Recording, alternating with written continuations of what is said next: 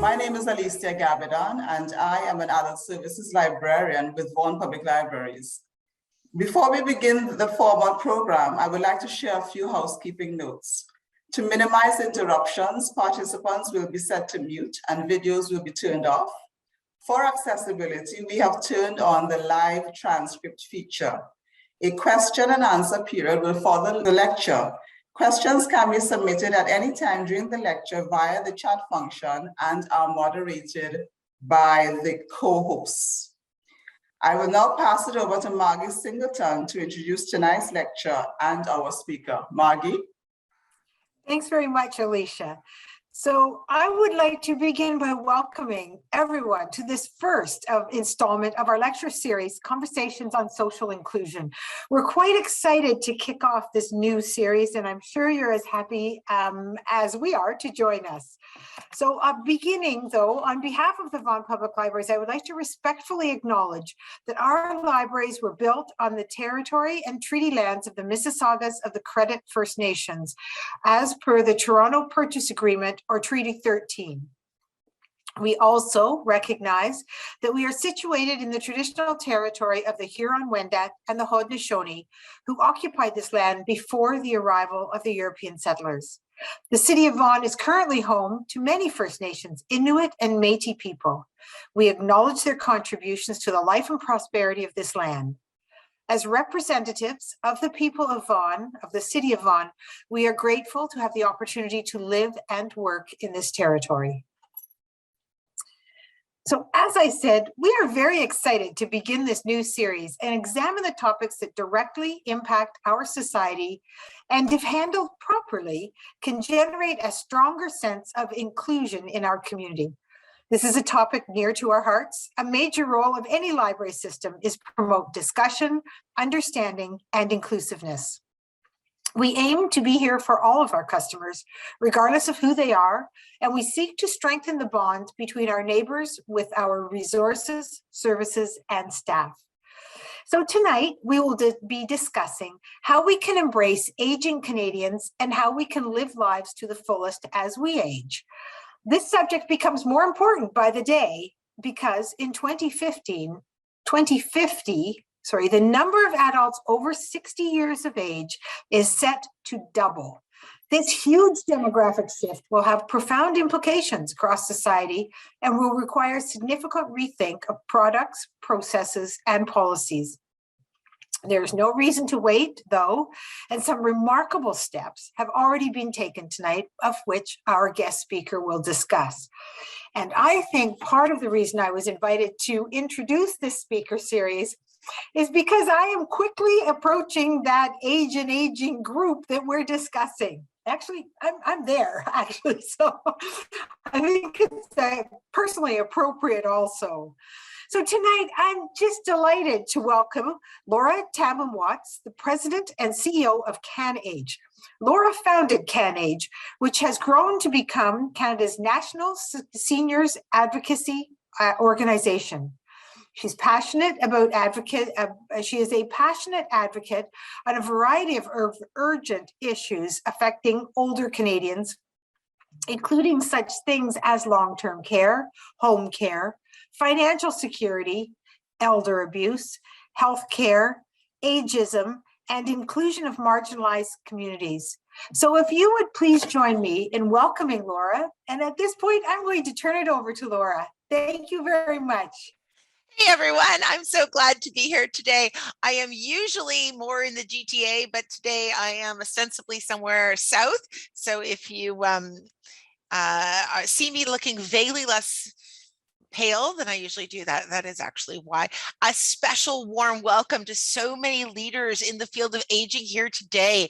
We've got a number of our members from CanAge BC, and a special warm welcome to them as well. We've got wonderful leaders from across the country here, and of course in Vaughan. So this is a real honor to speak with you today. I'm just delighted. I'm also a person that likes to be active in the chat. So I'd really love for you to tell me a little bit about who you are, what you do. As we're talking about these things, feel free to share your thoughts, your experiences, and I'll weave those right into the presentation. So we don't have to necessarily just wait for a Q&A at the end. You can give me your thoughts or ideas, things that come to you on the way, and I'm happy to engage with them right away, or I'll make sure that we get to them a little bit later in the chapter. So just great. Hi, Helen. So glad that you're here today as well. I'm going to be talking about ageism and inclusion. And I'm hoping that this will not just be a sort of rhetorical exercise where I tell people, hey, guess what? There's a lot of ageism, but actually try to give a little bit of data, a little bit of a broad sense of what it actually means, and what are some of the downflow impacts that happen that people don't necessarily think about when they think about ageism. And so I wanted to start off, before I share my slides, by talking about how old is old, right? This is a question people get all the time.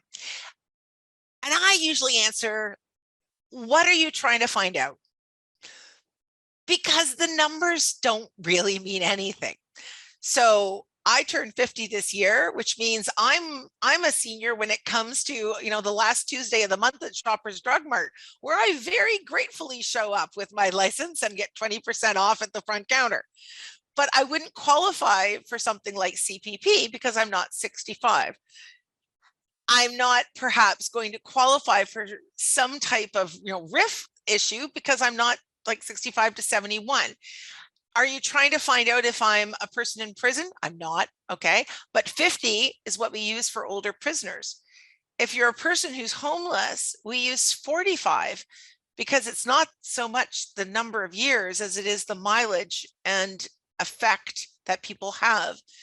So I want to push back at that idea by sharing with you a little bit of a funny story. I hope it's actually true.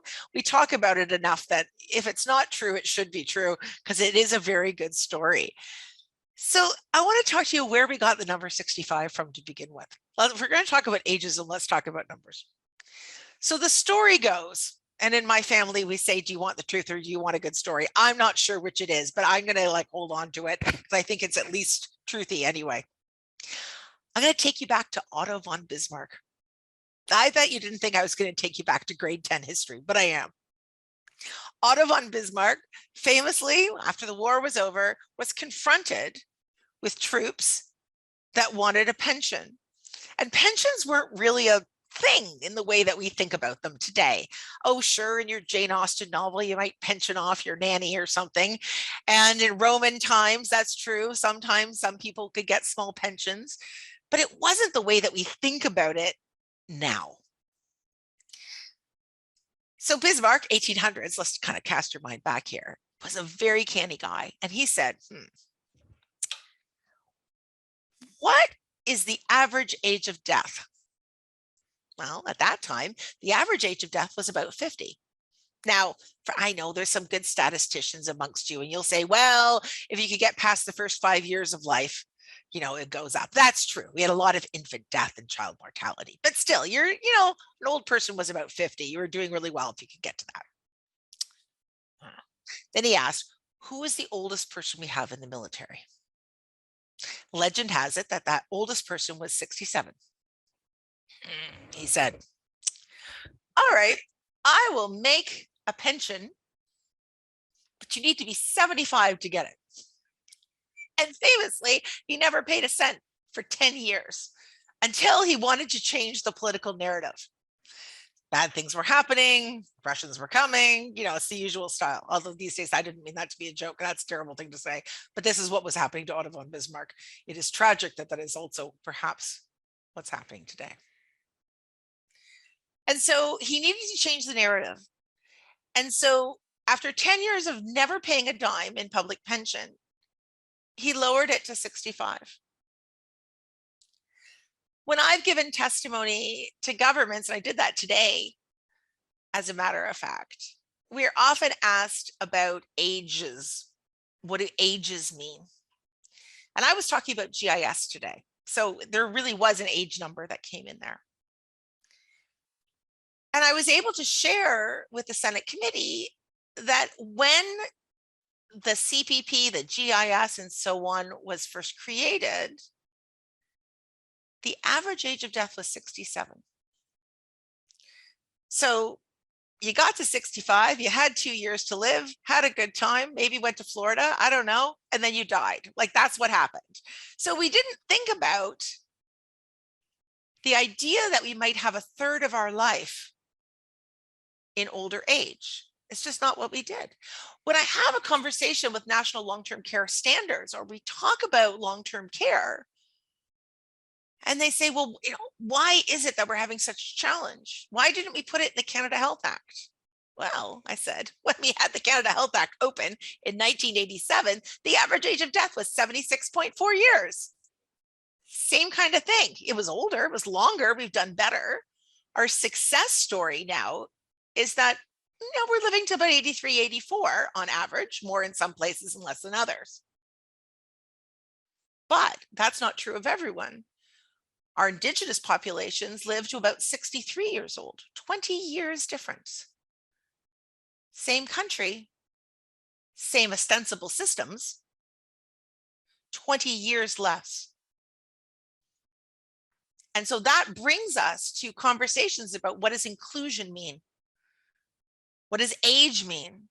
How is that intersectionality of indigeneity, for instance, as one type of example, or mental health, or addictions, or housing, or any other thing that we can talk about? How do those pieces affect our thinking about age inclusion? And how does that end up actually affecting things like longevity?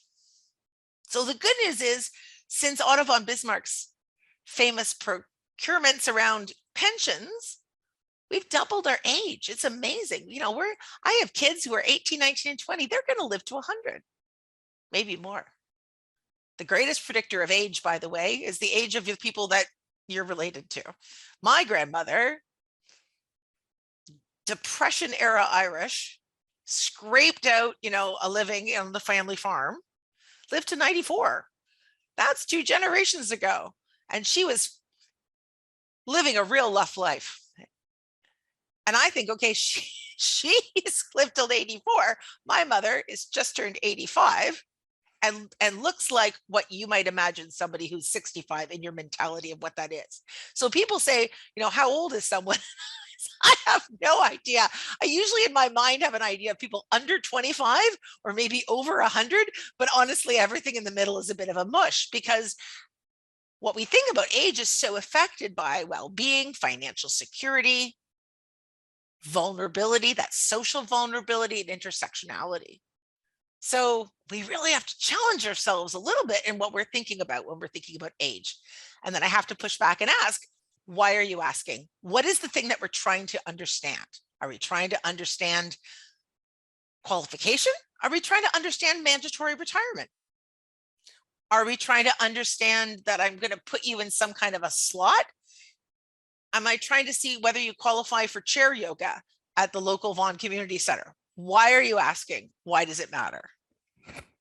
Age is often used as a quick and easy way of doing things that we don't want to do for other ways. And anyone who's ever seen mandatory retirement will know or have heard some version of, well, it's getting close to retirement, or she's going to be out in a few years, right?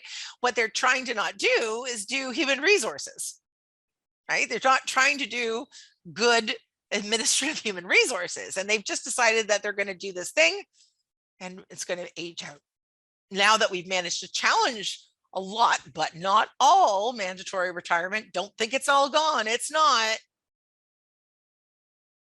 We still end up with some of those questions. Well, what do we mean then? Oh, are we going to have to manage people? Did you know that mandatory retirement is still allowed by unions? Most people don't know that. Mandatory retirement is still allowed by unions. And ironically, a friend of mine was the head of the World Health Organization's section on aging. He had to mandatorily retire at 67. Oh, it doesn't seem real. So I'm hoping that we talk about today, we're going to talk about what does even age mean anyway? What are we trying to get at? And then we're going to talk a little bit about what is ageism. The word ageism is from the 1970s. I think of it as part of social movement theory. So when I am talking to my classes at U of T, I say, in the same way that we talk about racialized issues or disability issues or environmental issues, we're talking about age issues. We're talking about elder justice issues. So I'm thinking that nothing is just changing because I'm getting rid of this retirement clause, or I'm thinking about maybe raising the GIS to a different amount of money. And there's some tinkering there that's important to the well-being of people. But fundamentally, we need to address the stereotypes, and not just externalized stereotypes, internalized ones too. I challenge you to go to a gift shop. Well, I challenge you to go to a gift shop anyway these days, but to the degree that we used to go places and do things, go buy a card. You know what I'm talking about. Open up any birthday card over the age of, I don't know, 30, starts early, certainly 40, and think about the messages and images in those cards. Now, think about changing that with any other diversity or inclusion issue. Make it about someone being racialized, or gay, or disabled, or indigenous. Funny? No? Human rights issue is what it is. Ageism is the last socially acceptable form of discrimination. And I'm telling you, it's not socially acceptable. That I don't think is a shock to anyone here. When I teach ageism to some of my classes, I got to relate to the younger people. See what I did there? And I say, so many of the things that we can talk about with ageism can be summed up in The Simpsons. You know, the TV show The Simpsons? There's two stereotypes. The first is Mr. Burns. And for those of you who haven't followed The Simpsons these 30-something years, Mr. Burns is a capitalist, he's a libertarian, he only cares about himself, he's sort of shrunken and yells at kids to kind of get off his lawn, hoards everything for himself, doesn't care about others. He's mean, a bit scary. The other one is Grandpa Simpson, the grandpa. And he's forgetful and drools and falls asleep in the middle of conversations and is leaking bodily fluids in a way that we don't need to talk about. He's embarrassing, and everyone just does this. Sometimes I do an exercise and I ask people, as I have done to my students who are in the faculties of aging. So these are students who are graduate students who want to be in the field of aging, okay? These aren't just people in the street. These are people who've chosen to be in the gerontological field. And I give them 60 seconds. And I say, in 60 seconds, I want you to write every single word that you can think of that goes with old. Just old. Go. I get a few whys and grandparents and, cookies and those kinds of things. Overwhelmingly, I get lonely, isolated, smelly, long-term care, dysfunctional, fragile, falling, out of touch, and worse. And these are people who have dedicated lives to improving the lives of others in the field of aging. So if you can only just imagine what everybody else thinks when you ask them about aging. So I'm going to go into a little bit of a presentation. And, I really love the questions that we have here. Saying that seniors will feel inclusive if people younger than them listen to their wisdom.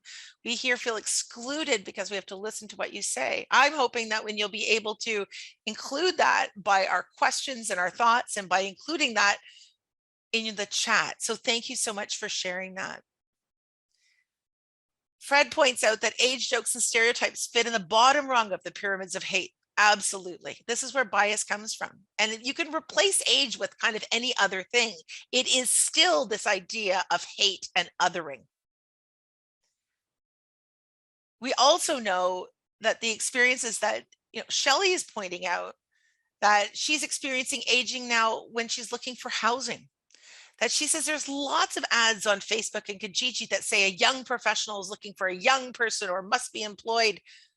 And absolutely, they're discriminatory. Do you know that it's worse than that, though? Do you know that Facebook, and actually it was Kijiji, they got called out on this, and I'm happy to share this information with you, but particularly Facebook was targeting ads for employment, but did not include people over a certain age demographic. As I say, they got called out for it, and it actually went up to the House of Commons because they were actively participating in age discrimination by not even making jobs available to be seen. So you could go on the same website if you were, say, 23, but if you were 83, you wouldn't even see the same ads. And you know who was doing it? The government of Canada. The government of Canada was buying Facebook ads, and they did it. They had to stop doing it. I want to pull out that Keen is talking from the Divine Favor Health Code staffing and talks about how important it is to have staff when we think about care. And I want to share with you that when we think about ageism, we forget often that the primary providers of care are not younger people. The primary providers of care are older people to each other, and older people to often other younger generations. So we have this ageist mentality that older people are the ones that need to be care recipients. But we forget somehow that actually older people are the people who are most often providing care. So just jumping into those myths and challenges, I want to share for you now a little bit of some of the thoughts that we put together around ageism. So when we think about ageism, we can also be, concerned about how ageism is manifesting itself in different ways in different places. So we've shared a little bit about how sometimes see that in ads, sometimes we see it in jokes, sometimes we see it in, opportunities for employment, but I'm going to take us through a little bit about this idea of inclusion. And our champions here from CanAge and CanAge BC will know that we talk about age inclusion. So not 65 or 50 or 75 or 63 or whatever, but all of us as we age together. There's a joke that we have sometimes in the academic field that whenever you hold a meeting about seniors, we clock it to see how soon it's going to talk about kids. We have a hard time keeping this idea of age inclusion to not just mean younger generations, but to be older generations. I'm going to very briefly talk a little bit about who CanAge is, and then I'm going to share a little bit about some of the work that we're doing in this area and some of the thinking that we're doing. So we're Canada's national seniors advocacy organization. By distribution and membership, I think we're the largest seniors advocacy organization in the country. We're a nonpartisan organization. So that means that we work with anybody who would like to be worked with, but we are political in the sense that we do work and advocate for older people on a regular basis. And we talk about how all people can age well. These are some of our values, and you'll see that the very first value that we talk about is inclusion. So we don't actually just think about it as a piece from otherwise. We talk about inclusion as sort of the starting point for CanAge. We think about inclusion in everything that we do. But inclusion takes work. So part of our work, we lay out what we call our compass points for a roadmap to an age inclusive Canada. And you won't be surprised to know that ageism is really at the top of it. People ask me, why do you think long-term care is in the state that it's in? And I said, I can tell you about underfunding and understaffing and not having a health and human resources strategy and whatever else. But fundamentally, the reason why long-term care is in a bad situation is because of ageism. You want to know why so many older people live below the low income cutoff?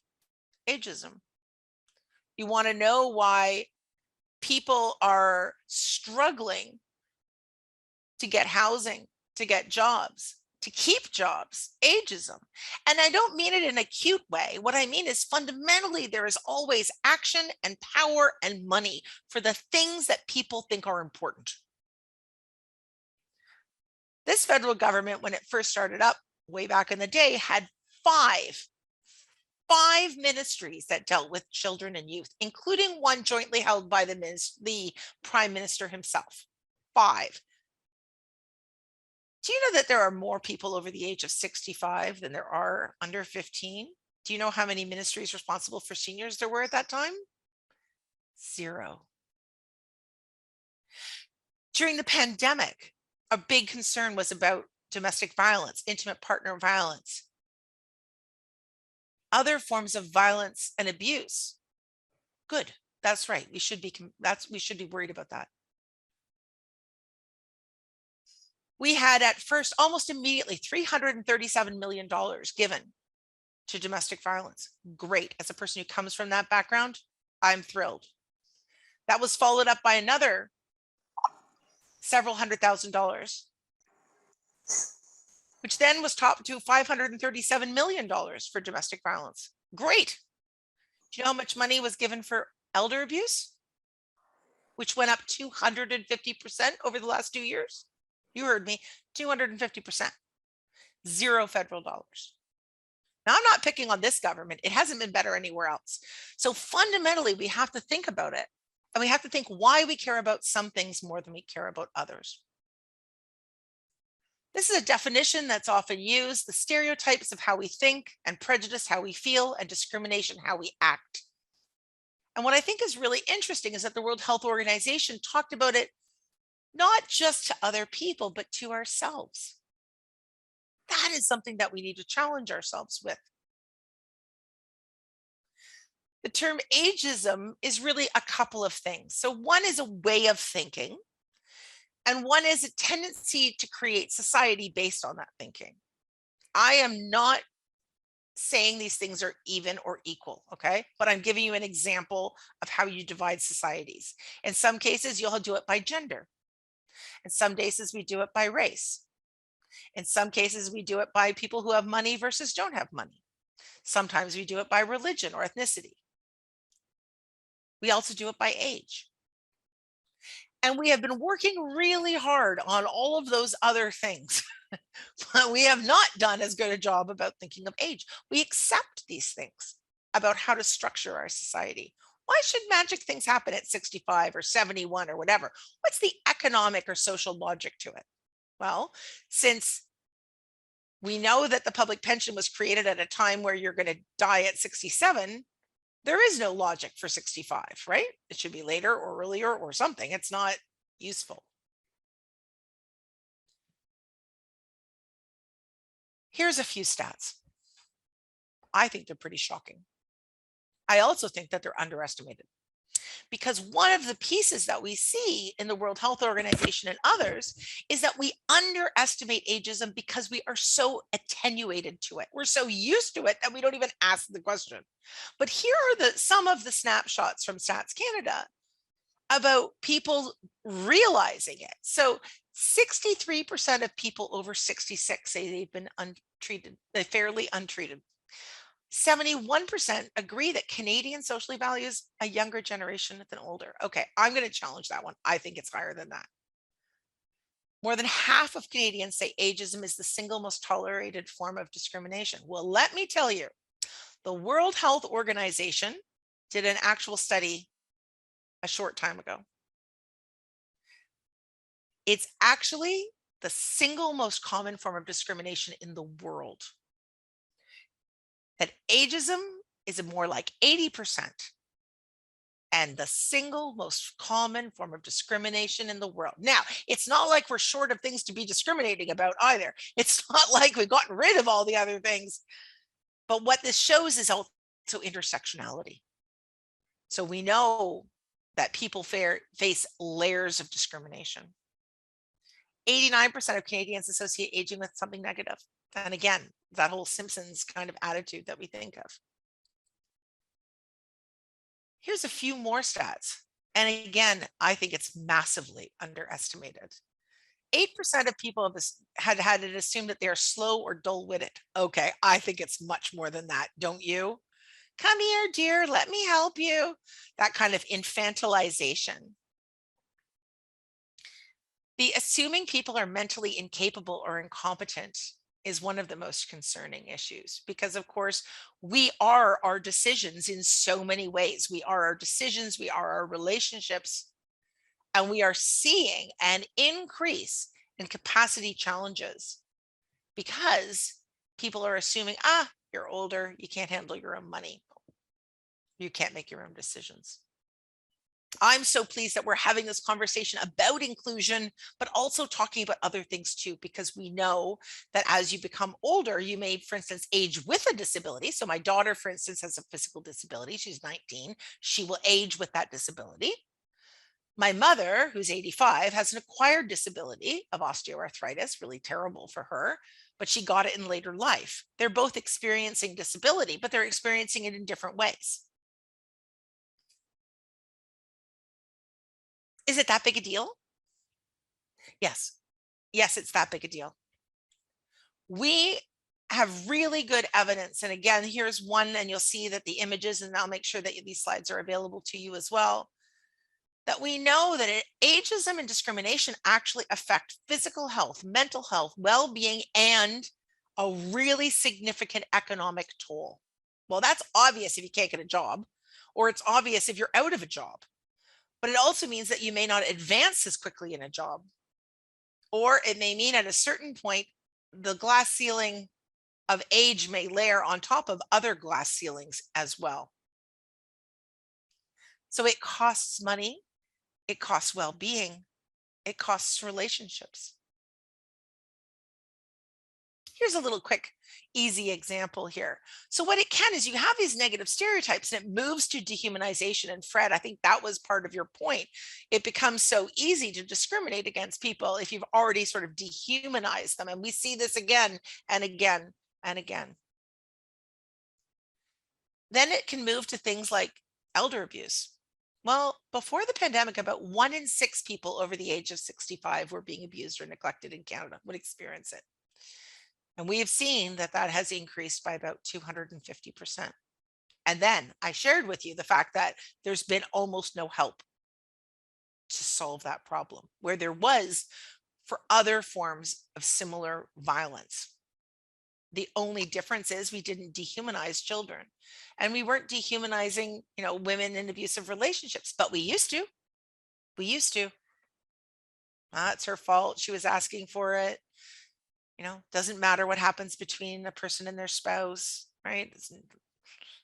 How you take care of your children is your own business. These are narratives I grew up with, but we changed those narratives.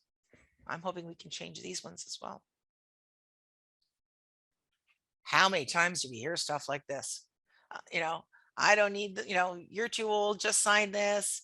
You don't have the capacity to make these decisions. Yeah, these are daily conversations. I'm not being cute or pejorative about it. These are things that happen all the time. We've got a couple different kinds of systemic and institutional ageism, and I want to share that with you. Do you know how many pediatricians we have in this country? And yet, we don't have that many kids anymore. We have 304 geriatricians, medical doctors who are experts in geriatrics. 304. That's it. 304. Now, this is 2019. Some may have retired since then because, of course, the pandemic was taking people out left, right, and center in terms of retirement. We need about 20 times that many geriatricians. During the pandemic, we would get calls, and it's still the pandemic. I'm still getting calls. Did you know, for instance, that fill in the blank, I'll use Manitoba as an example, is rationing care based on age? Yes, I said, I do know that. We did it in Ontario too. I had this conversation with my lovely parents, who at that point were 83, at the beginning of the pandemic. I said, you better take this seriously, Mom and Dad. Okay, yeah, we'll wear a mask, right? No, I'm going to be really clear about this. If you get COVID, you won't be given a ventilator. They will send you home and you will die because there are not enough ventilators in the area where they live, and you are not on the triage list. You are over the age of triage. They both had to sit back and think about it for a while. One of the first times I saw ageism kick into place was really shocking. At the very beginning of the pandemic, they told boomers that they had to stay home. Boomers, who we always think of as vital and active and, right? Like, absolutely. Things are going to change when I'm an older person.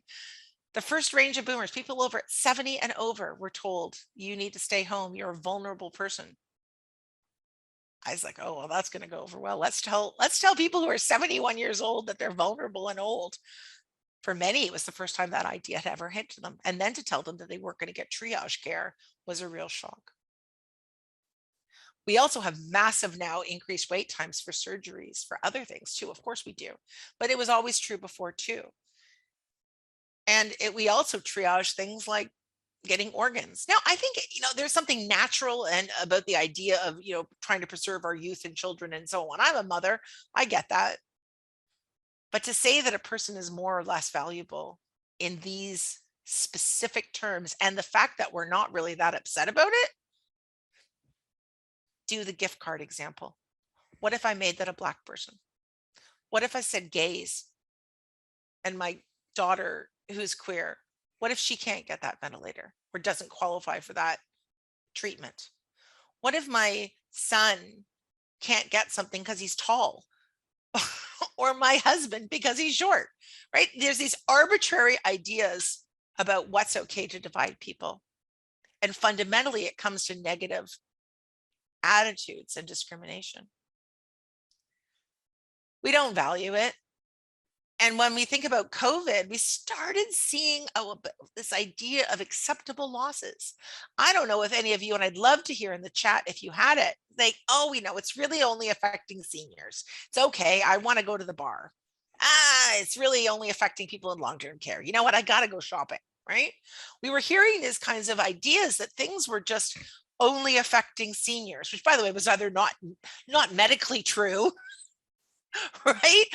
But even so, this idea that it was somehow going to be okay because it was just affecting people that we didn't value. I found that gobsmacking. And here, by the way, is a little bit of a different kind of way of looking at it in terms of ageism in healthcare. So you see here around the distributions for age and gender. So one of the things we often talk about is that older people are going to take up all of our resources. We call this apocalyptic demography, right? The apocalypse is coming, the end of the world. No. Older people add to the tax base. Older people provide the most amount of caregiving. Older people are actively working. The highest number of startups are from people over the age of 50 years old. They're also the highest number of employers. And yet, we had a recent analysis that we did, and there were about 82,629 tweets that were identified, 1,300 of which were debt jokes affecting older people. Somehow it's funny. It's not funny. Here are some examples of ageism in the workforce, some of the things that we talked about. Did you know that the most male plastic surgery in the world is done in Silicon Valley? Because ageism kicks in Silicon Valley at 37 years old. And so men who I think perhaps have never necessarily had the layers of social vulnerability or even discrimination against them in that same way are getting plastic surgery so they look younger, because in Silicon Valley and in the tech sector generally, old is over 40 and almost unemployable. There's something as well about comfort in managing people older than you. Again, it's a little bit that laziness, right? Well, I don't want to, have somebody older than me who has maybe 2 to 3 times the experience because I feel uncomfortable. And that's partly a failure of our society. We have not managed to bring people together across generations to value who they are. We've put them in roles. You're dad, so I can't, you're a dad age and I'm not a dad and I don't want to feel like I'm having my dad, and like, no. What does this candidate have to offer? How is this candidate going to work? Older workers are the most reliable workers, take the fewest days off, have the most consistency in their work, And we're working with the AARP, our sister organization, the World Economic Forum, and the OECD to create all kinds of amazing information, debunking issues of older workers, and including age and diversity, equity, and inclusion policies and discrimination policies where it has not been.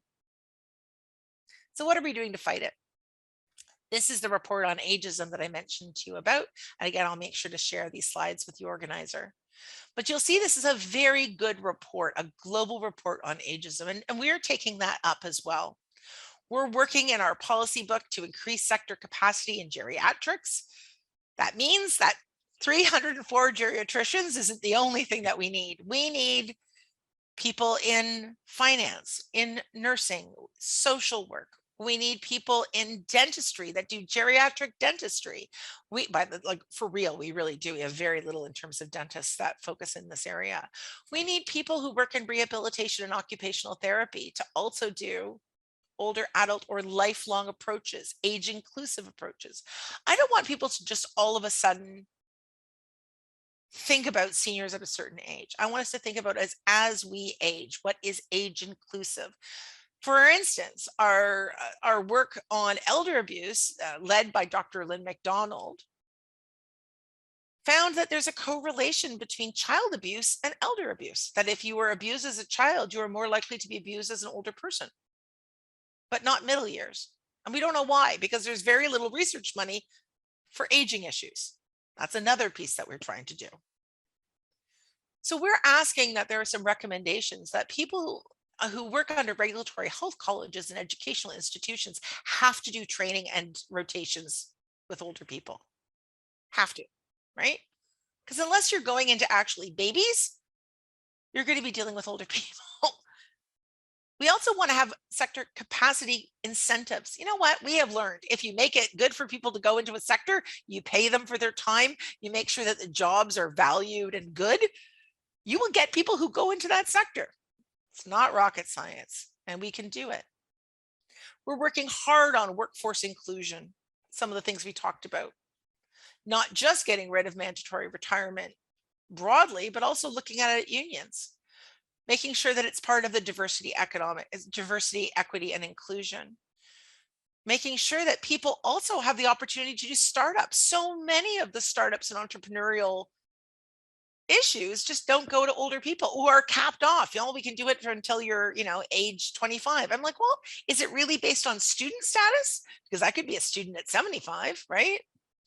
Or why is it? Is it that you want more economic engagement? Then you should have people over the age of 50 because they're the most successful startups. So we're really thinking about workforce inclusion in all of those ways. We're also working very specifically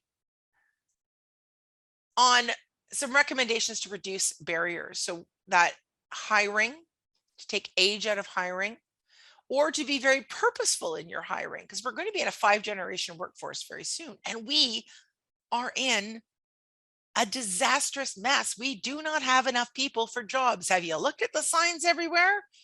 We are really short of workforce. So these ideas that, we need to make more room for younger people to come into the workforce, it's all nonsense. None of it actually holds up. We need to keep older people in the workforce longer because we have a smaller workforce. And speaking as a Gen Xer, I have what we call a dependency ratio, which is a terrible thing to call it, of 4 to 1. That means I'm going to be supporting 4 people and also have to keep myself into the workforce. And we saw how gender plays a huge role in COVID. It's not just the Great Resignation, it's the Great Glass Ceiling. There are also, and I want to pull out Fred's point here, these additional layers of isms that we need to think about. Fred points out that paternity leave is a gender-based type of stereotype. Wow, men shouldn't be taking that, right? We have these traditional notions that women can take paternity leave, but paternity leave, men aren't serious about their work if they're doing that, right? So we need to challenge ourselves in those regards. We need to challenge ourselves to think about a person who's experiencing homelessness or is at risk of homelessness and why they wouldn't be a reliable person. And if you're an older person and you're on precarity in terms of your housing, are you going to be seen as a good candidate for employment, right? We have all of these barriers that we need to think about. We're also really working hard on social inclusion. And that doesn't just mean loneliness, which is very important.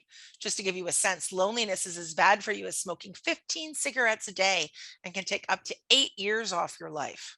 So being lonely and being discriminated against as an older person has a huge physical, social, and mental impact on you. But some of the ones that we're really working on is specifically, we've got issue number 38. We're working on ageism, and we're looking at creating a national campaign on ageism right now. That's one of the pieces that we're actually trying to work. We're also working hard on intergenerationalism. We know this stuff. How many times have we heard it? Long-term care homes with daycares, they flourish. Both of them flourish. Schools that also have adult respite care flourish. Older people who play a kind of a grandparent, grandchild role instead of big brothers and big sisters, but to do what we call grads or grandparents work beautifully for people. Retired teachers, we're going to be working with more retired teachers because they've got so many skills and abilities and ways of supporting across generation. But we're also looking at housing affordability in the GTA, including Vaughan. It includes Vaughan in that area, as well as Scarborough and so forth. There's 5 million empty bedrooms held by older people. 5 million empty bedrooms. Well, we have an affordability crisis. So older people often could use a little extra income or want to age in place longer.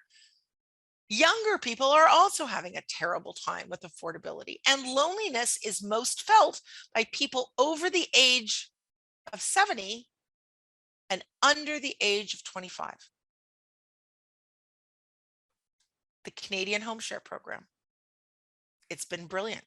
And we're now helping to roll it out all across the country. So as an exchange of 5 to 7 hours worth of help, not care, help, walk the dog, maybe dinner prep together, maybe take the garbage out.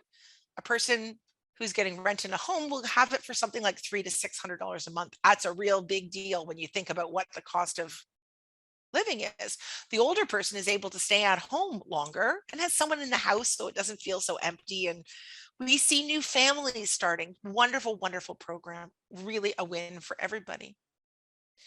We're also seeing that intergenerationalism is working across narrower generations. So for instance, you may have seen some of the Golden Girls stuff, where we're having lots of people who are friends or people who are not yet friends interview to share housing in different ways, reduce loneliness. And we're seeing people who may be 50 and people who may be 90 living together.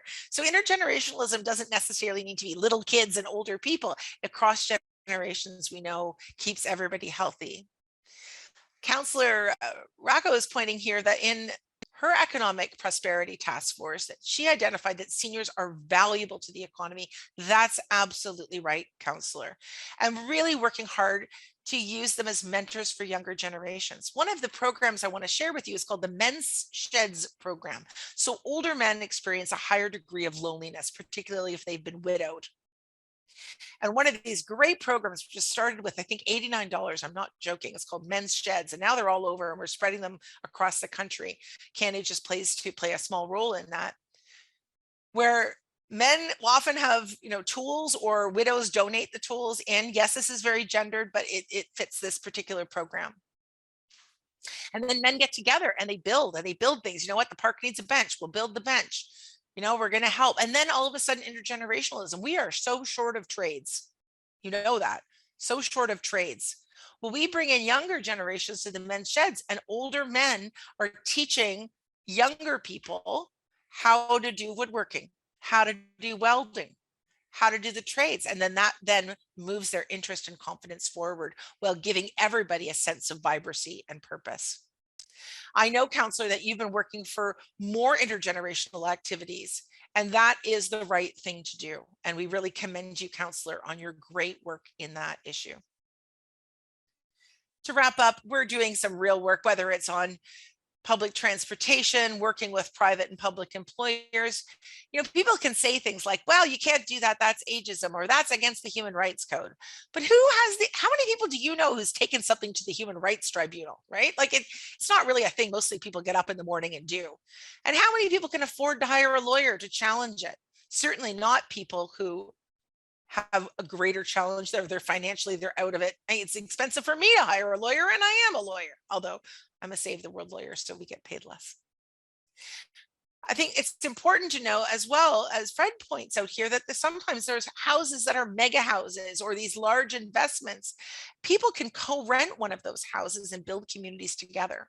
We also know, and Counselor, I know that you've been very involved in this as well, is something called NORCs, naturally occurring retirement communities, where we have people, whether it's in a tower or in a local community, really look out for each other on a way that sometimes allows them to organize activities or organize services, and that's very effective. Those naturally occurring retirement communities also need other generations too, but there's ways that we can reduce ageism by building those communities together.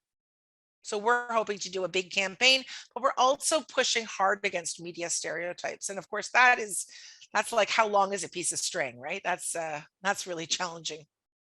But I think by having age inclusive communities and dementia friendly communities, different retail and checkout counters for people who may have a slow lane and can do it for people who may be neurodiverse, these types of things are really helpful, and it really benefits all of us as well.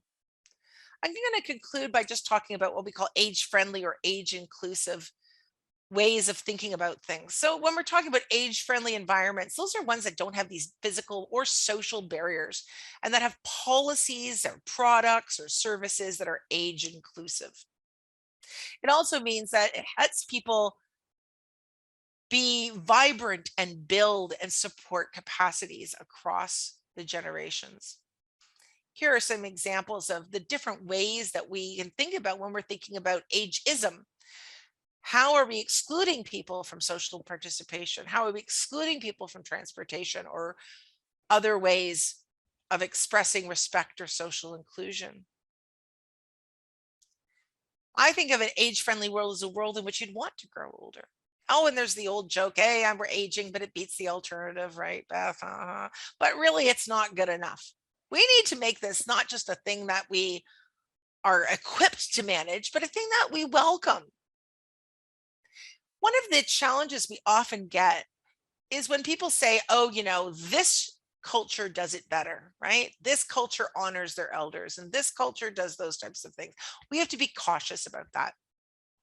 What I like about that is we're being critical. We're saying, you know what?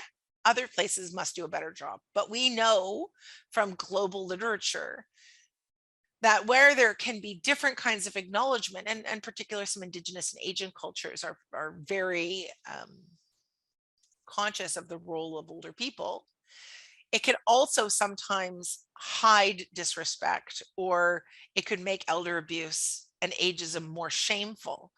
And so some of those cultural traditions are not being necessarily passed on to newer generations, where social norms are being shaped more by media and social media than they are by oral traditions and so on. So here's what I hope, just to wrap up. I hope that you see it. I hope that you call it out. I hope you take that card to the front desk and say, this is not okay. I hope that you support programs that are across generations, but that you also do a little mental audit of yourself. I did one the other day. My husband said, let's go jet skiing. And I said to myself, oh my God, I'm too old to go jet skiing. And then I literally almost smacked myself. What do you mean? It's not different than last year. Okay, I may not be good at it, but I can learn. Guess what we're doing on Friday? We're going to go jet skiing. I want us to be conscious in our words. Don't say things like senior moments. Make sure that if you're laughing in an inclusive way, and be aware that when we continue to see that language repeated, if we allow ourselves to be infantilized, if we challenge language or policies and make it inclusive for all, we're part of that warrior fight and the fight for social change and elder justice. And I welcome you and honor your expertise and your leadership that you have already been showing. And I thank you for letting me be part of your conversation today. Thank you very much, Laura, for your excellent presentation and for sharing your extensive knowledge and insights with us. If there are any questions or comments, feel free to continue putting them in the chat and we will share them with Laura. I'm excited. Please have questions. I'm really looking forward to answering some here. And so I'm just going to have a quick look here as well.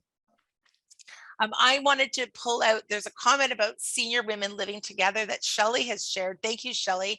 And she notes it's a not-for-profit organization where older women can meet online with the goal of finding other senior women who live together in ways that are more affordable. I love that community building, Shelley, and also thinking about that intersectional lens. So we're bringing the idea of gender and women's experiences together with aging experiences to combat both affordability and homelessness or homeless precarity, but also I imagine isolation and inclusion as well. So that's a great example. Thank you. We see here that Fred is saying that he hopes we're sensitized to seeing it more in our own language. And I think that's important. I'm going to make sure to share with you that World Health Organization report.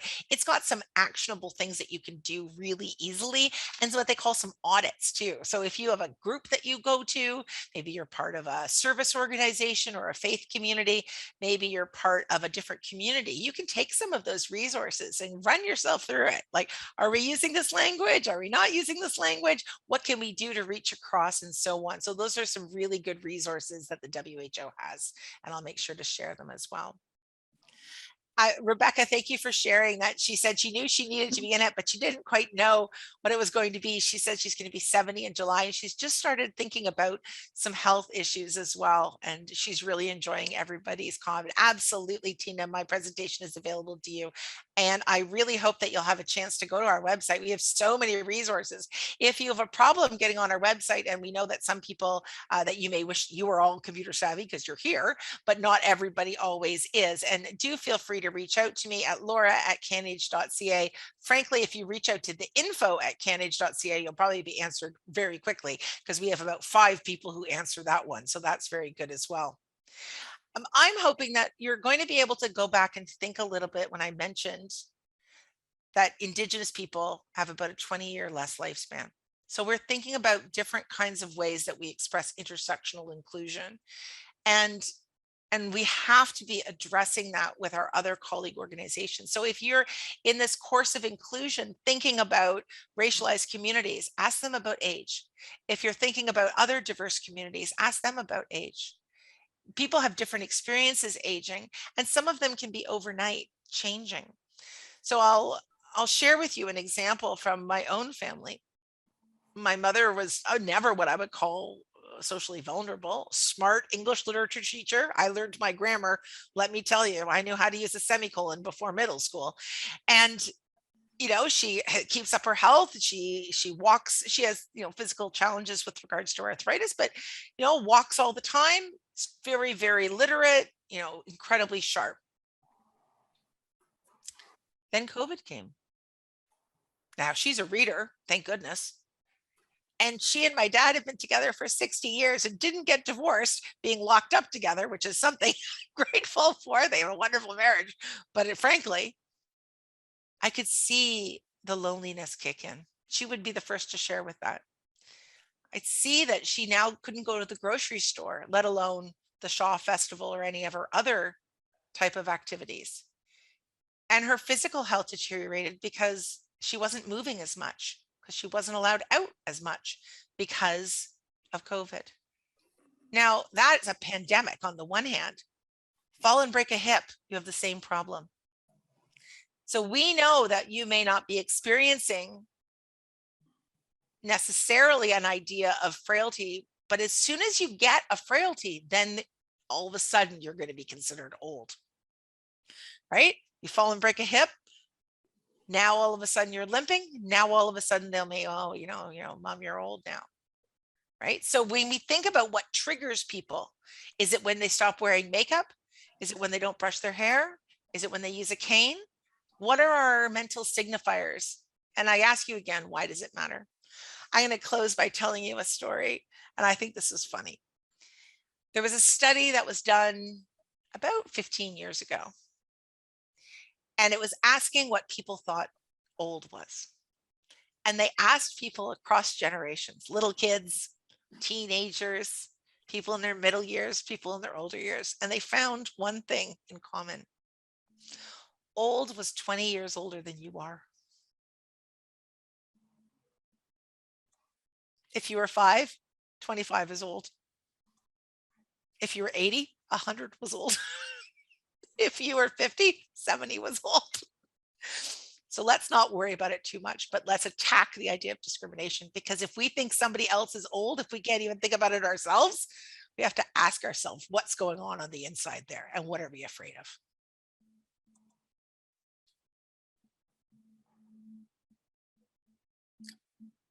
So are there any more questions or comments? Feel free to put them in the chat.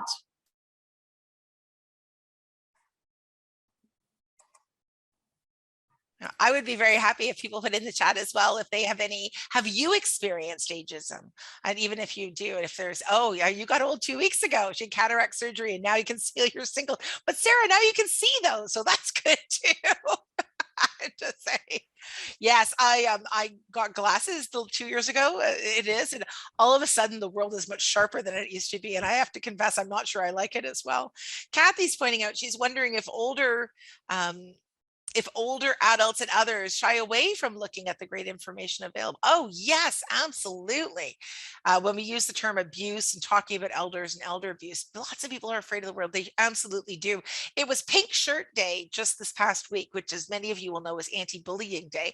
And, you know, we talked about bullying. Bullying is wrong at any age. Right? You don't all of a sudden transform yourself into a completely different person at a different age. And so we need to meet people where they're at. We need to help people to have a conversation about what they're experiencing. But I mean, one of the other things that's really scary is when you do first experience ageism, most people don't want to talk about that. Some will talk about it if it's something really fundamental, like I was fired because I am old. Okay, right? But when you're going to go into a new job and someone asks you why you left, no one is going to say, I left because I got fired because I'm old. So we hide some of the discrimination because the discrimination is embarrassing. And we know it will color people's age. The interviewer will be like, oh, I didn't even notice you were old. Oh, yeah, you are. Maybe I shouldn't hire you either, right? You're not going to bring forward those ideas.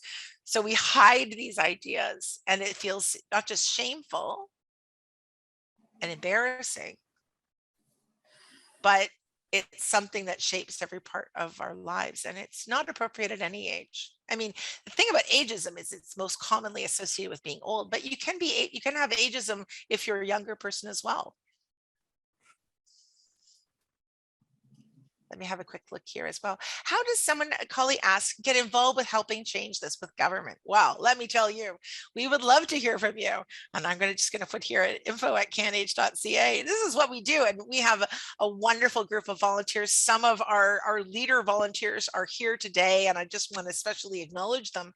But we try really hard to make sure that individuals' voices and group voices are raised up. And that means the voices of older people in every way. And so we'd love for you to reach out to us, and we'll make sure that we reach back to you as well. You have the ear of people like the counselor who are here, and other counselors and so on. This is an area that people know is bad. Like they actually do. You don't have to usually convince people that it's bad, but they don't always know how to see it. So bringing some practical solutions to the table can be very useful.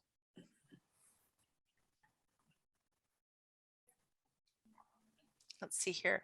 Linda says, I'm 67 years old and work full time. I went to my boss, who's 3 years older than me, to ask for a pay increase. Her response to me included the fact that I'd have a really hard time finding another job now at her age. Oh, Linda. Wow. That's like triple ageism.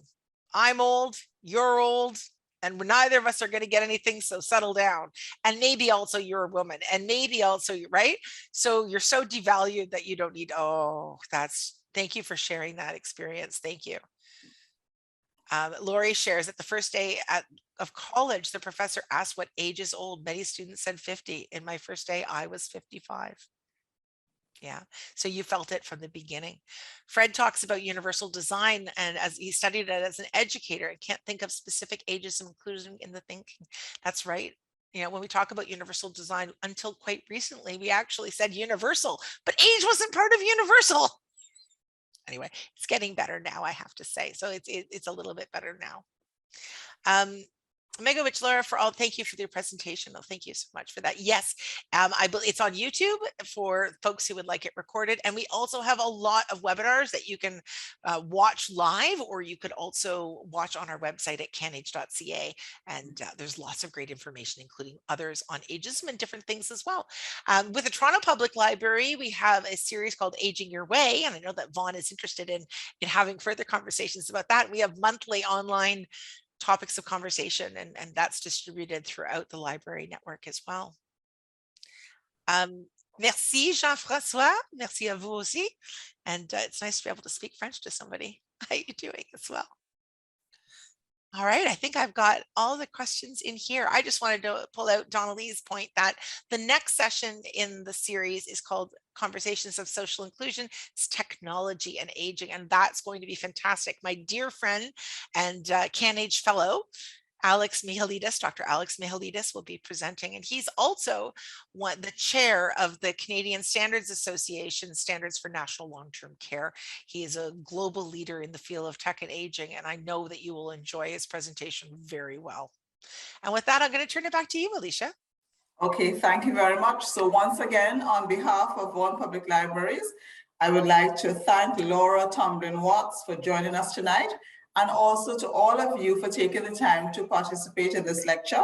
We hope to see you again on Thursday, March the 31st for our next lecture on technology and aging with Dr. Alex Mihalidis.